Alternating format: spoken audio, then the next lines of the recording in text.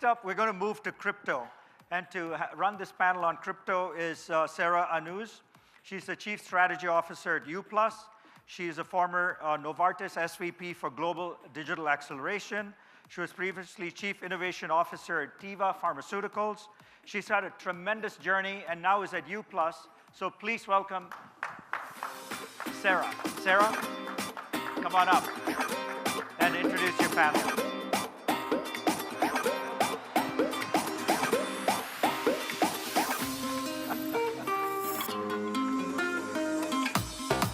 Sarah is a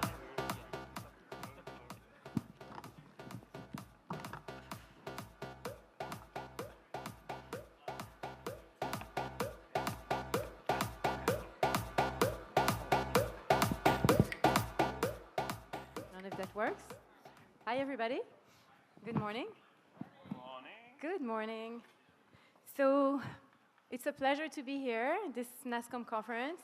Nice to see you all. We're here this morning to discuss IPOs, ICOs, and STOs.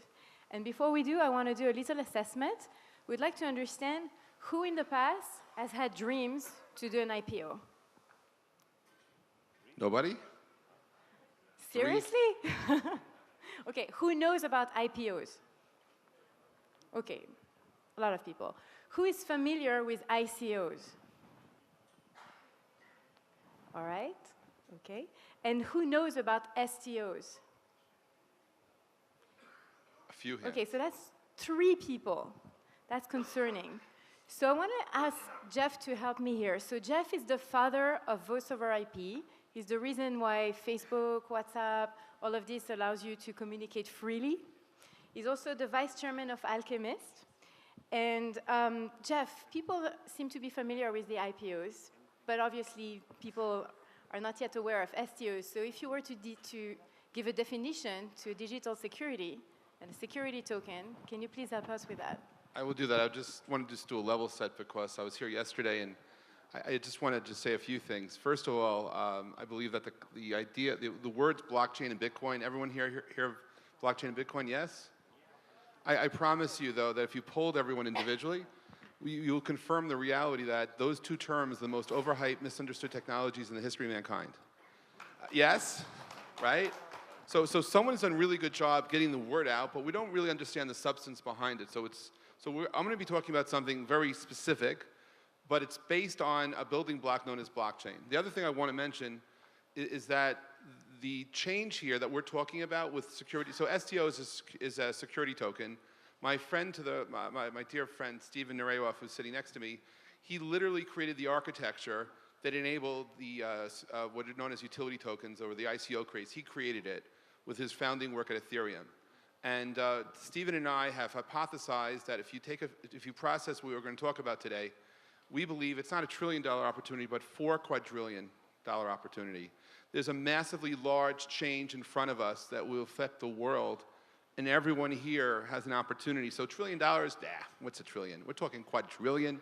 We're talking 4 quadrillion. So what is it? So for those of you who understand how to write code, you might appreciate the opportunity to create a financial instrument that's driven by code. And so what is a security token? I'll just get a little definitional. A utility token was created by Steven, and I'm sharing his story.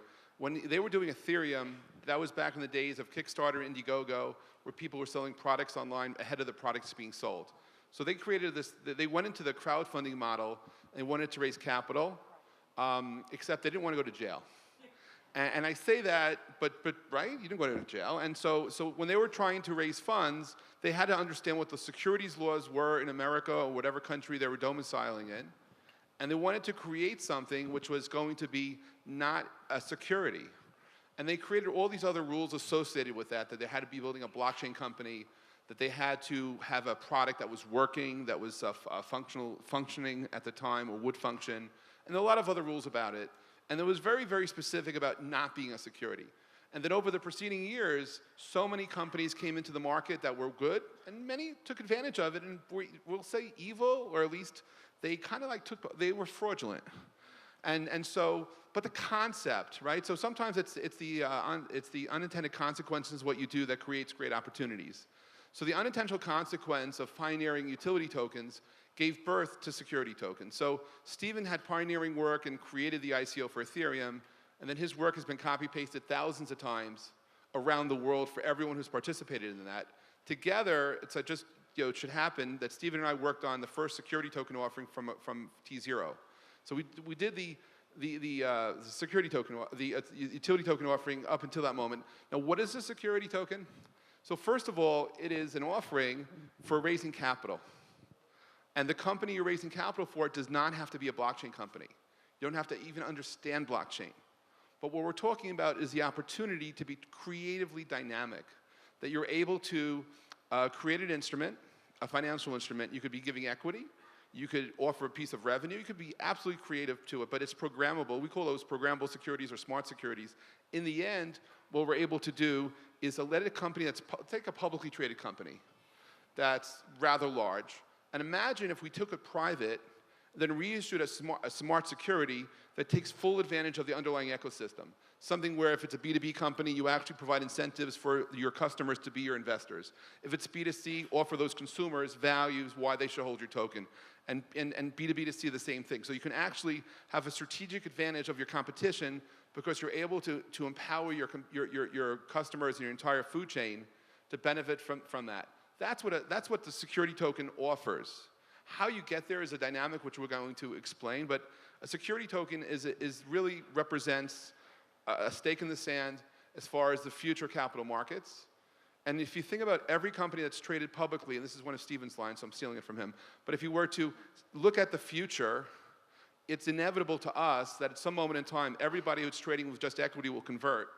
And you look at all the work that happens when that happens, and you go from markets that are regional to 24/7 trading, it changes everything. It changes the world. And so that's revolutionary. So when we say 4 quadrillion, it's probably conservative. Because it will totally transform the financial system as we know it. The stock exchange in America opened in 1781, I think. And so we've been doing this for a little bit of time, but we're talking about a total flip that's worldwide, and that will actually go outside of that. One of our clients recently we were talking to about creating an ecosystem for low LEO satellite space, using tokens as a token economy in space. So this goes galactic. So it's truly amazing opportunities in front of us, and so security tokens is just the foreshadowing of a future that we hopefully will all benefit from.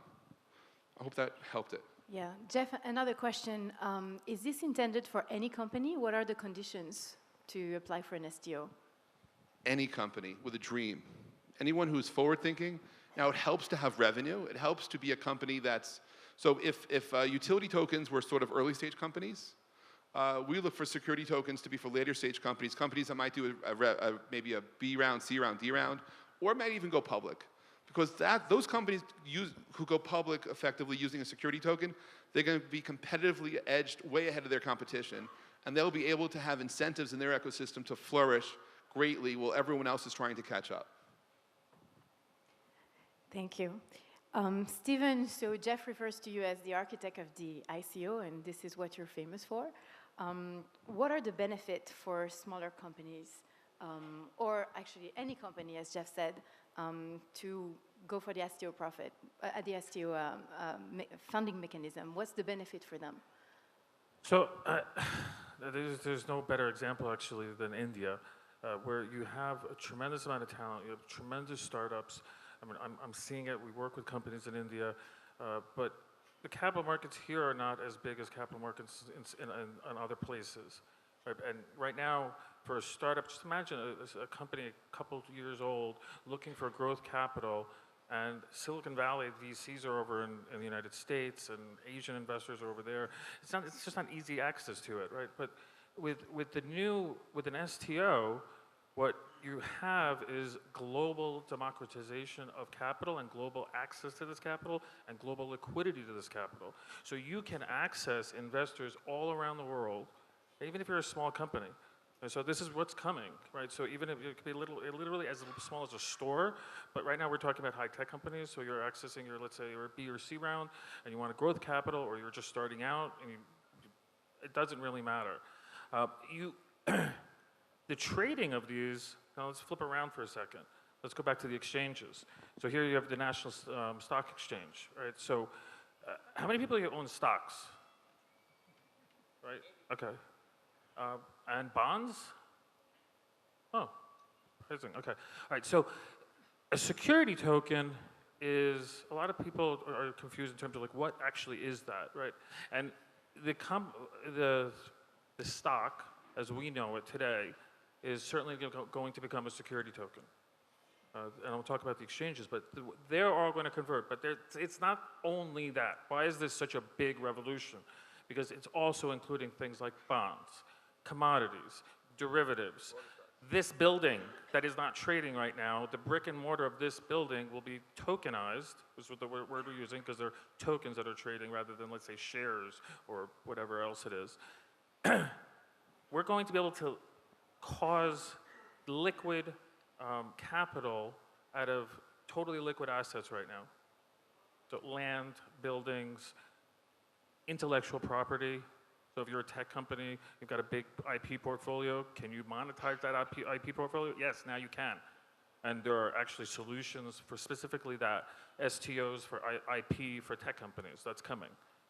The exchanges are really interesting. And so Jeff and I worked on an exchange called T0. It's in the United States, but it doesn't really matter that we said it's in the United States because, remember, it's 24/7 global. We just never had this before. So everybody's on whatever exchange it is, it's the whole world participating. So that capital that's going into there is coming now from many different sources that we're not able to invest in these types of investments. So the flow of capital, and in particular, it's going to hit high-tech companies. Right? So there are certain companies, like a partner of ours, right up here, U+, they're going to be the first company in India that's going to go public via an STO. So I mean, that's like huge, guys. And it's not only the first one here, I think there's a good chance that it might be the first one trading globally. So India may have that distinction of having the first one. And it's a super strong company, it's fantastic, but they have the personnel here, they're doing a great job here, they're accessing capital all around the world. And that didn't exist in the previous realm. So Stephen, where will these digital securities trade? I think we mentioned at some point there will be bridges between different exchanges and the actual classic stock exchanges. Can you tell us about that? So, where does this exchange trade? Where are they going to trade? Trade, yes. Yeah, Where will it trade? They're called ATSs, alternative trading systems. That's technically where they are. And what's this cool thing about this ATS? It's a blockchain, right? So there's a blockchain there. It's beyond the scope of this talk to what does that mean. But it's different than an exchange as we know it. Because exchanges as we know it have super convoluted processes. And it's like, so when you're selling a stock, you are absolutely not selling it to the guy who's buying it from you. Even though it looks like on the screen somebody bought it from you and it's going to get traded from you to him, it's going through this crazy convoluted process through 10, 15 intermediaries, super expensive process. Does anybody remember the crisis in 2008? It was a worldwide crisis. I don't think it hit here so much, but worldwide. That was as a result of this convoluted process. The US, in particular, went into a deep recession, and that was caused by this process freezing up. So it's super important why this would work. And in this process, it's actually a peer-to-peer settlement. So that's like, whoa, you were never able to do that before. And you can trace everything. So it's transparent. Right? So the games that the hedge funds, for example, and the other big funds are playing, over an average investor, it's not possible in this scenario because it's all kind of revealed for everybody. Thank you.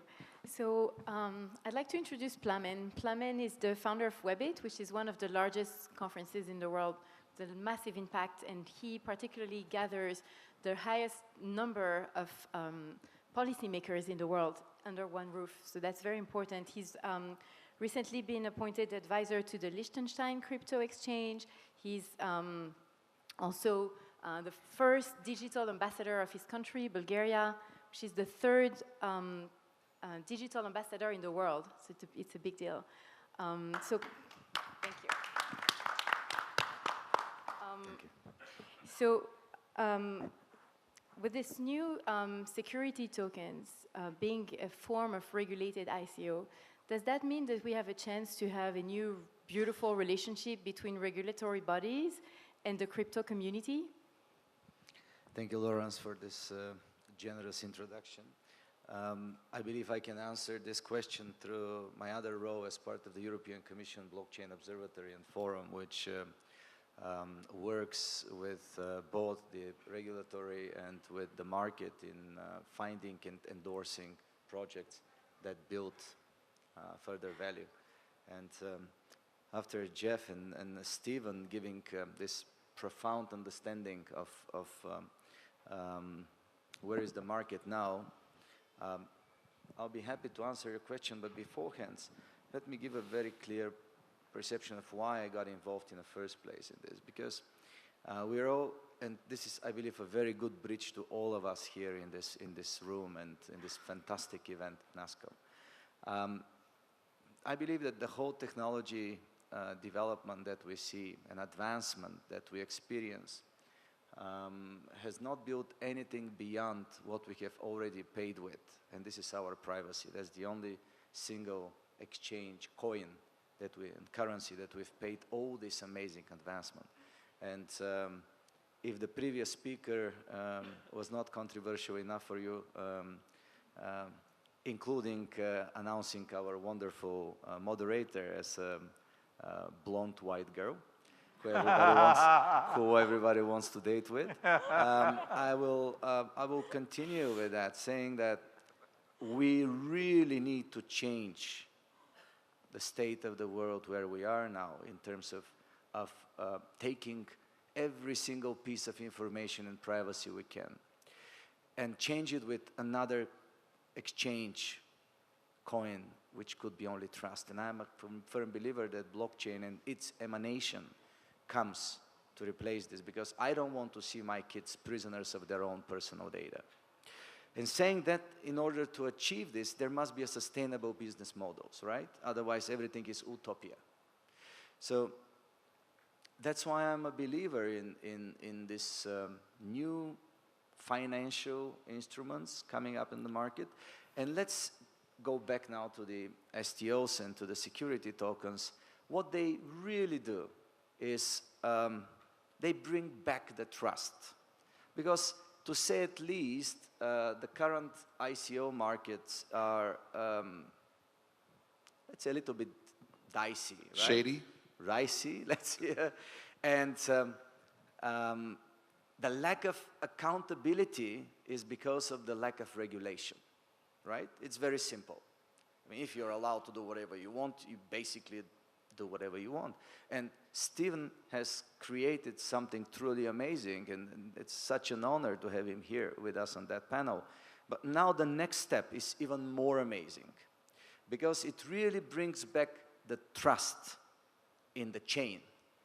Without this, it's not possible, and trust is still built with regulation. That's why we have created the Blockchain Governance Forum. Many of the crypto people around the world started saying that, yeah, come on, it's blockchain, there is no need of regulation, there is no, especially governance, because it's, I mean, blockchain should not go hand by hand with governments, right? It's the opposite, it's self-regulation. Yes, but governance and governments are two different words. And we have to understand this, to comprehend this, and to basically work in a way, make it happen. So I did a small list, very short one, of what STOs and the security tokens go for and why they're important, and I can answer any questions around it. So I'm not going to go further and to reflect on those unless you don't want me to do this. So I started with the first one, bringing the credibility back. The second one is improving the traditional finance. As Stephen said, it might be a bit expensive based on fees, etc., to go public. And STOs are solving this. And of course, speeding up the execution. Because of the middleman, all the middlemen in between the buyer and the seller, actually the opposite, the seller and the buyer in this case, the execution could have taken some longer time, and this is changing. The security tokens are changing this.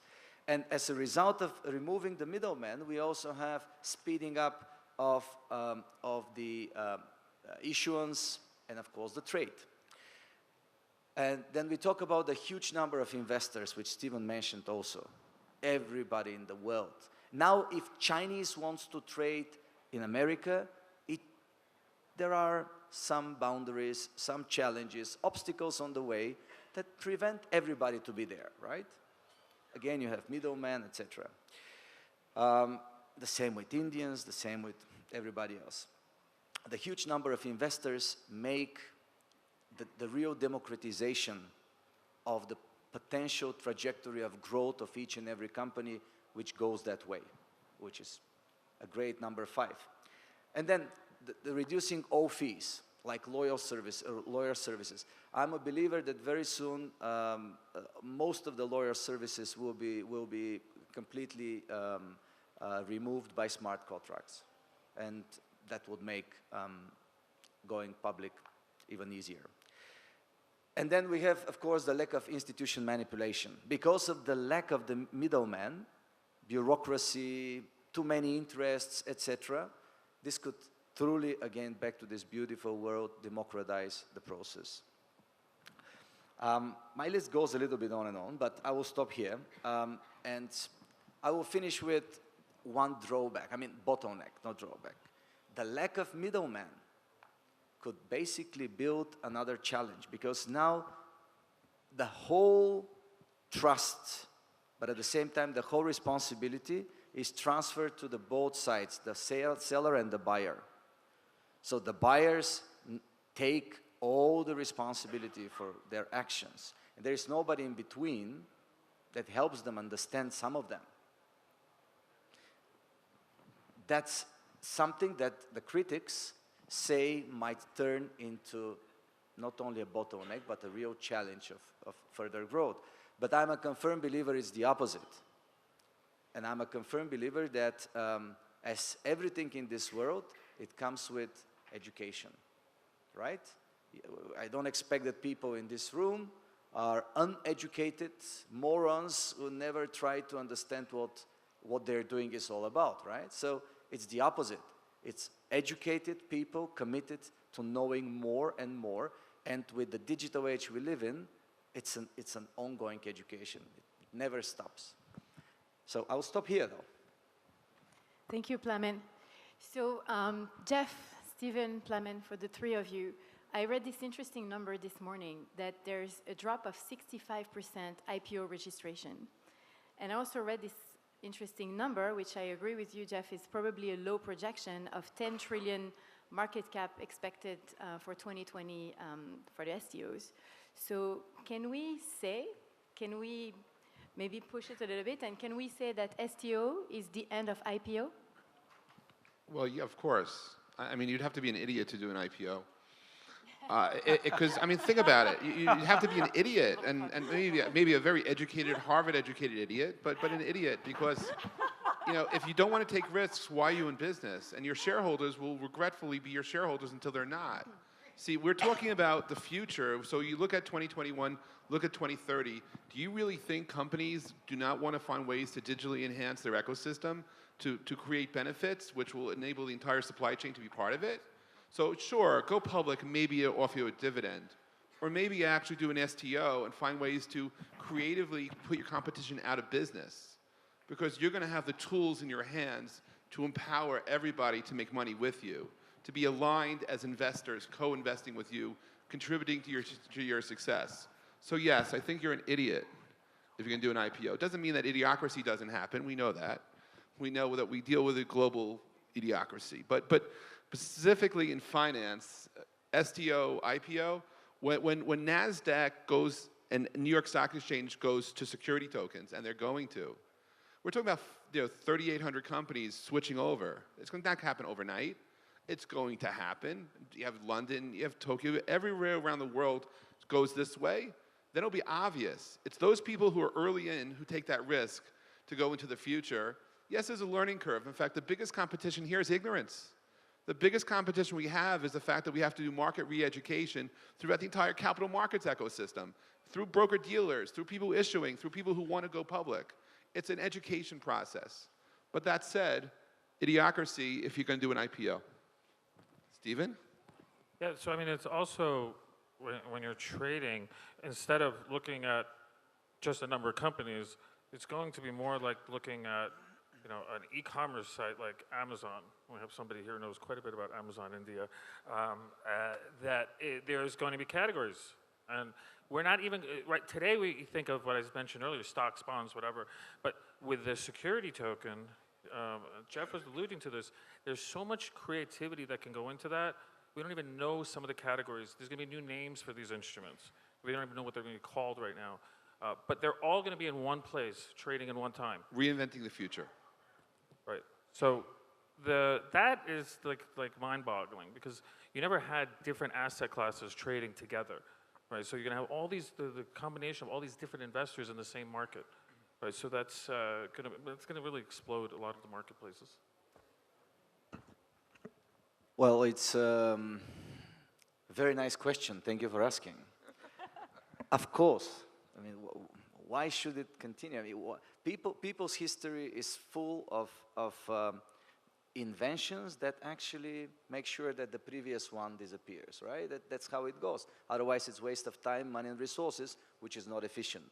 I would love to see really Indian companies, Indian-based companies, Indian-powered companies going global, becoming leaders using international capital, because that's all about it. Building the real trust and building the real economy based on global support. And if that one company, the first one, should be with the name of U+, I would be delighted to see it going global, right? As Stephen already reflected on that. I just want to add something. The internet 20 plus years ago gave us the illusion that once we connected the world, and we have over 3 billion people connected, it will not matter where you live, where you can contribute to the future. STOs offer financial inclusion. It will offer, I think it's the vision of the internet, because, you know, let's face it, blockchain was born on the internet. And so you get the inherited characteristics of everything born in that DNA, including the ability to have network effects and being able to actually touch the masses of the world. And I do believe that there will be people here who will be able to raise capital from any place on earth simply based on the virtues of who they are and what they're doing. And it doesn't matter where you are, and I do believe you'll find, so the vision of the internet to be inclusive will be empowered by the security tokens and enable the world to have access to capital, not just one city, not just one place. Yeah, just to elaborate with something which comes with nature, right? We all know about the Stone Age, right? And you know that it didn't finish because the stones finished. So it's the same with the IPOs. Huh? Brilliant. Well, thank you, everyone. I certainly hope now that you're more familiar with security tokens, that all of you will dream about this when you want to get your company public. And us at U+, we're certainly getting ready for that. Thank you, everybody. Thank you.